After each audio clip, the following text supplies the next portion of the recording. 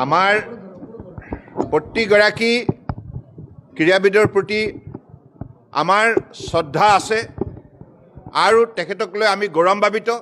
নিশ্চিতভাৱে এই সন্দৰ্ভত আমাৰ যিখিনি কৰণীয় আমি ৰাজ্য চৰকাৰৰ তৰফৰ পৰা আমি নিশ্চিতভাৱে কৰা হ'ব। কাৰণ মাননীয় প্ৰধানমন্ত্ৰী ডাঙৰীয়াই এই সন্দৰ্ভত প্ৰতিগৰাকী খেলুৱৈক যেনেধৰণে অভিনন্দন জনাইছে আৰু তেখেতে যোৱা 11 বছৰে ক্ৰীড়া ক্ষেত্ৰখনক শক্তিশালী কৰাৰ বাবে যিখিনি তেখেতে বলিষ্ঠ পদক্ষেপ লৈছে, গতিকে মই ভাবোঁ যে আমাৰ বৰ্তমান সময়ত গোটেই ভাৰতবৰ্ষতেই ক্ৰীড়া জগতখনৰ সন্দৰ্ভত ৰাইজৰ যিখিনি দায়িত্ব আছে এই সন্দৰ্ভতো